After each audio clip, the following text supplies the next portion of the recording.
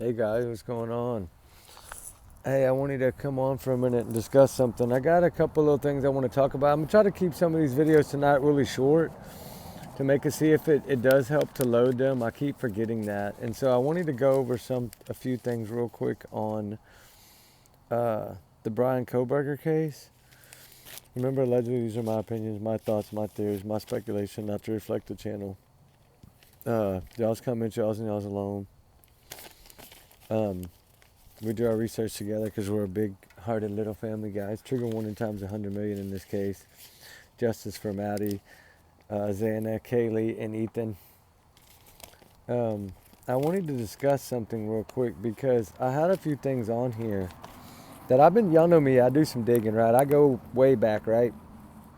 And remember, take this as a grain of salt because this is all alleged. Some people say there's no relevance. Some people say there is. I always look at things as usually criminals have a past and they, they do what they do and they keep going, right? Because if y'all notice, like I said before, there's a couple of cases. I'm going to discuss one of them tonight because this one about Dana Smithers was a mother of three. She was 45 years old. She actually went missing May 28th, 2022. She was last seen leaving a friend's house. She had also had a problem with substance abuses, smoking and things like that, which we know Bryan Kohberger also had a problem with that. And so this is what made me kind of maybe tie this together. For one, it's in the same county, right down the road from him. This is May 28th, which means he's fixing to leave for Pullman, Washington, to get there in the summer to start the teaching program and all that stuff for grad school. Remember that, right? He was leaving soon after this happened. This is the one where I told you the white Elantra seemed to drive by while the news reporter, right after they found her on April 27th. And I don't know, maybe you can't compare this. Maybe he wasn't in town for that. I don't know. Was he? Was it Easter break? Did he come home? I don't know, right? I don't know. That anything could have happened, but I know that this kind of is weird because it does kind of, the reason I think it's somehow connected is because we know that shortly after the November 13th, whenever Maddie and Xana, Kaylee, and Ethan were found that way, November 13th, 2023, right? 2022, sorry, my bad. Anyway, we know now that his parents were subpoenaed to testify in this Dana Smithers case, which is sealed. The cause of unalive has never been brought up. Everything is sealed in gag orders on this case, just like the Bryan Kohberger case right now. And we know now that that this information has been shared with that court, with the Bryan Kohberger case in Idaho 4. Why would they share this information? If it was his parents that were subpoenaed, not Bryan. So why would they feel that they need to share the parents' information with this case? That rings a bell to me. That's a big red flag. Which a lot of people, I've always thought that there was two before this. And I think that the one he put the camera in her apartment, I think he was doing all that too. And that was his plan, was going to be to take her out. He was learning her pattern. And then that's why I've always thought that he probably had a camera in one of those trees somewhere behind that house that was also watching that house. He would just change the batteries out every so many days. That's why he was there so many times. I think he was there switching batteries in a camera. And like a little, like a trail camera up in a tree, some little small little. He was very smart with electronics. So the Wi-Fi would attach, you know what I mean? He could have used their Wi-Fi to play that camera. Like, it's all a perfect setup for him to have been able to be spying off of, I wish they would have, thought about some of these things in the beginning and maybe looked in those trees and looked and see if there was any kind of belt marks or anything where a camera had been added. But he might have taken it with him that night, I'm sure, when he left. But I always thought maybe there was a way he was spying on them. Because we know when he turned the phone off, he didn't have his phone on, he couldn't check anything there. So he couldn't check their social medias, couldn't do any of that. So he went there on a mission, and he was running around that house so fast. And we know now the white car We know all that. We know the story, right? We know what they have evidence-wise. But in this case, this Dana Smithers case, she was at a friend's house. Well, she had went to a festival that day, which is a big popular thing in that county where Bryan's from. It was like a festival, and there was dancing and all kinds of stuff, right? She was seen there all day with the ex-husband, with their friends, and a 7-year-old daughter, her youngest daughter, and having a good time. She went home. Then after she got home, she rang her buddy down the street. I think Connie's her name. She rang her best friend Connie of 16 years, their neighbors, a couple houses down. She went down to hang out with Connie for a little while. They visited for a little while. Connie said she seemed to be fine. She didn't really notice anything that was wrong. And then she's last seen leaving there like 11 p.m. that night on February 28th, which would have been the last day of February that year, because leap year was in 2024, so it would have been the last day of the month. And then, but the funniest thing was her purse, her stuff, her belongings, her cell phone, her medication was all found at her house. So we know she lived a couple houses over. So was somebody outside? Did somebody pull up in a car? Did somebody, Bryan Kohberger pull up? They've never solved this case. And I'm wondering if they've never solved this case because they're waiting on this case. And that's why they were sending information to this case about it from his parents. His mom testified, and then I think a few weeks later his father testified, which has been gag order. CNN won't talk about it. They've tried to talk to them. They won't talk about it. All the mother said was she gave her testimony to the grand jury. Secretive grand jury, right? This is all kept on the low radar. Why? Not making sense unless there's some kind of involvement with Bryan, to me. And I know people might think I'm crazy, and that's fine. Think I'm crazy. I'm just trying to look at any possible scenario that would have led up to why he did what he did. Because if you think about this in May, right? In May 28th, this happened. Bryan was there at his parents' at the time. We know he lived there. We know all this went down. And then shortly after this happened, he moved. Summer hit, he moved to Pullman, Washington. And then in November, that happened. So that's May 28th. So this basically June, July, August, September, October. That's what, 5 months? That's about the itch, right? That's about when, and he was already trying to work on that other girl that he had set up surveillance cameras and all that. I think he broke in on purpose to make it look like somebody did. And there was another case where a man seen in all black like that with black masks with a knife standing in a girl's apartment. She kicked him, lived in the basement. She kicked him, ran in the closet, and then ran upstairs, and then he went out the back door, just like he did in the Idaho 4 case, went out the sliding door. And this case, everything was left at home. She vanished. And then she wasn't found for like a year later, a little over a year later, right? Because she was found in April. She went missing in May. So right at 1 year, on April 27th, she was found in a little wooded area right outside of Bryan Kohberger's home, not far from his home, not far from where he went to school, not far from areas that he was familiar with. And they've never gave the cause of unalive. I'm wondering if it's a fixed blade knife, right? Trigger warning, guys, times 100 million. And remember, allegedly, these are my opinion, my theories, my thoughts, my speculation. I think I already said it, but my free speech, just take it as a grain of salt in the bottom of the ocean next to the Titanic. But because this is me just trying to dig on some of these other cases. I'm digging on any case that happened in that area from 2020 to right before he left for Pullman, Washington, to see if there's any of these. There's one more with 2 women, which were gay. Nothing wrong with that. Their hearts beat the same as ours. Their blood pumps the same as ours. There's nothing wrong with that picture. They were also vegan, and they were found in their home unalive too, kind of in the country in that area.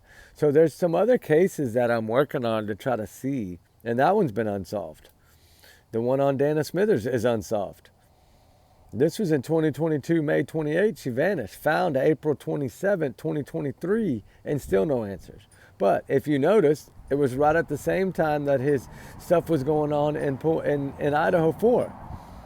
So when that investigators and the police and then the judge and then the prosecutors and the DA all say that this was being turned over to the Idaho 4 investigation team, like to the court there, right? So they can use it in this case if they need it. Well, they haven't talked about that really, right? But we know now that it's possibly going to be used in this case. So what is the connection? They must have some kind of connection. Was that the first K-bar that he bought and then the second K-bar was used in this? I don't know. Because they haven't put a reason.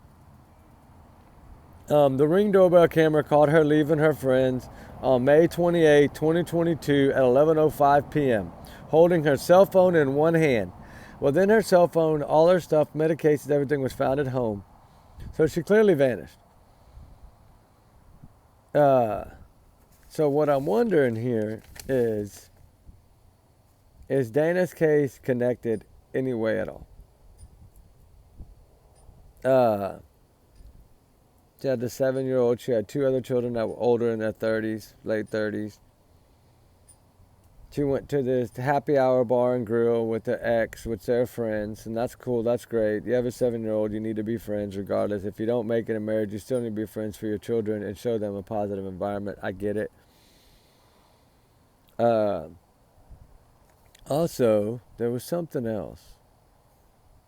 They had been friends 16 years, I told y'all that. They were neighbors.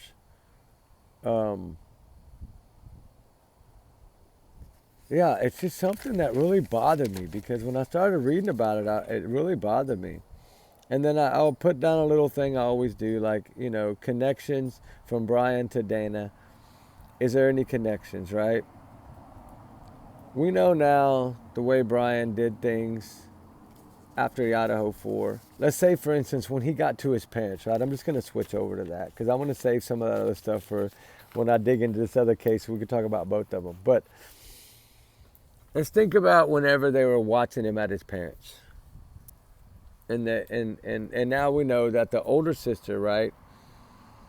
When Bryan got there, they had already put 2 and 2 together with the white car and everything and the bushy eyebrows, right? All in black. I think they had assumed that Bryan was involved because the one sister did talk to a news outlet and say that she convinced some of the other family members that when Bryan got there, they went and checked his car to see if there was anything activity of a crime in his car.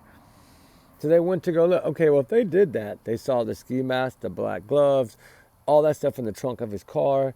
So why didn't they flag that? Or did they flag that? Was it the sister? I don't know. Did she secretly say something? I mean, they would never say if she did, but I mean, it's anonymous. But I'm wondering because she clearly said that they checked his car, her and family members. And then the FBI did clearly say that they saw Bryan scrubbing his car with bleach, like really deep cleaning his car with bleach. So I believe that he did leave a lot in his car. He just cleaned it up. But you got to remember, he had over a month to clean it up, guys. He could have ordered new seats. He could have had new seats already bought, paid cash from a junkyard. We don't know. He could have switched the seats out in there. He could have switched out a lot of things. He could have switched out seat belts. He could have done a lot, guys, that we're not even thinking about. He could have had that shower liner could have been covering his car seat. I always felt like he had trash bags or something over his seats in his car. Probably over everything.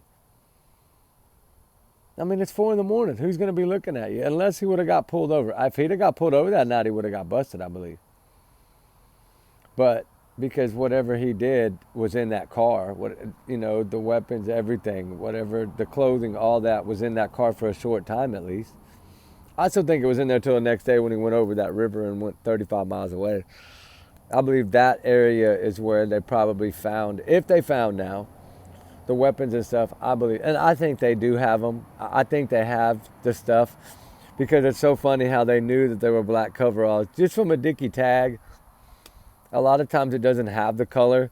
It's just a Dickie brand. It has the little Dickie logo and it has the price. So unless it clearly stated black coveralls, like if they seem to know an awful lot, and then the 2 masks that were found, the gloves that matched the scene. Now, he might have had on 2 or 3 pair of gloves. I don't know. But I still feel that one thing that they didn't talk about in all this mess was If you remember when he was mugshots and all, when he went, remember people kept saying he had scratch marks like here and here. Okay, if he had scratch marks that deep that they were still there over a month later, that tells me one thing. They didn't just get DNA from the button snap. They got DNA from fingernails, under fingernails. And I feel also that some of those droplets, they never really talked about the blood patterns, or not much. They did a little, but not too much. But what about the drips that were going outside by the sliding door that brought up once and then never talked about again, right? Like a few of them you could see in some of those photos, and then the photos were taken down, and then it only showed the one with the fingerprints on the glass door. Like they had palm prints, fingerprints. They had a lot of stuff, right? You got to remember that they swept that place, like swept it. What the FBI calls sweeping, right? Like they literally tore that thing apart, just like I believe they did the car. I think they took all the seats out. I think they looked down in every little crevice of every little bolt, every little nut, every little screw.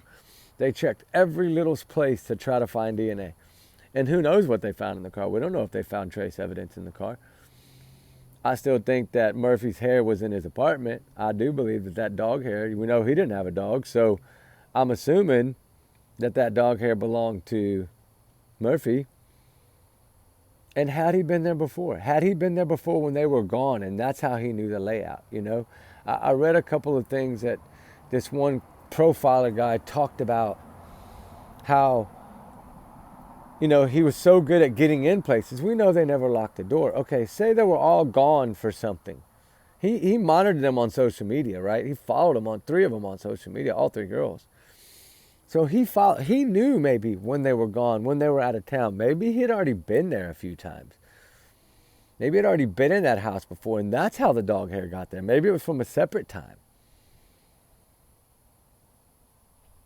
Or maybe he had hair. Maybe the hair was caught on something, his skin, his wet blood. The hair could have stuck. And then when he got home, he started cleaning up. Maybe one of their hairs, one of those blonde hairs or something that were maybe found. Maybe one of those was Kaylee's or Matt. Maybe one of them was their hair, Xana, whoever fought back. Maybe. You got to remember, if he was covered in blood and he, trigger warning, times 100 million, then he probably had things stuck to him like hair and stuff like that. That could have fallen in a car, and then one time he got in and then they fell in the apartment or they fell by his bed. We had certain stains on the pillows and on his own bedding, right? What is all that going to come to? Because it's totally sealed. I think it's going to blow everybody's mind what they have. When that one guy simply said in the beginning of this, after he had been arrested, we have a solid, strong case. I feel like, okay, if they say that, then they do. They have more than one set of DNA. I think they were trying to match it to the trash, but I think they already knew. I think supposedly the rumor was that a security guard had the one that saw the white car before and had called it in, and then they sent a cop over to check it out and found the car, and he called it in. But supposedly it was a tip was, from what I understood, I thought it was one of the people that lived in that apartment that Bryan lived in. But I don't know. It could be wrong, right? Could be wrong. Anyway, I just wanted to touch base on a few of those things and see what y'all think about the digital evidence. I think something have happened before this one. I really feel like Dana Smithers, I think somehow there might have been ties there. He lived in the same exact county, right down the road. She was found off in the woods. Was that his first time? I don't know, guys. This case still needs to be solved, so we need to dig into it regardless. I want to dig into it. I want to open it up. If there's no connection to Bryan there, then there's got to be somebody that did this. So we need to dig a little more on this one too. Everybody deserves, any voiceless deserves justice and deserves to be stood up and fought for and spread awareness. Yes, it's a couple of years old, but it's somewhere that Bryan Kohberger lived. Think about that. He lived right there. So anyway, guys, I'm going to keep going. I got more to do. I got to relight the fire. Y'all have a good night. Remember, allegedly, these are my opinions, my thoughts. Take it as a grain of salt. My big alleged bubble. Trigger warning times 100 million. Sorry about the fire, guys. This sucks. I'll get it relit. I'll put some more wood on it. We'll do some more. All right, y'all guys. Be good. Be safe. We love y'all guys. We'll talk soon. All right, y'all be careful. And say your prayers for all the voices. They all need us. Justice for Maddie, Kaylee, Xana, Ethan. All right, guys. Bye.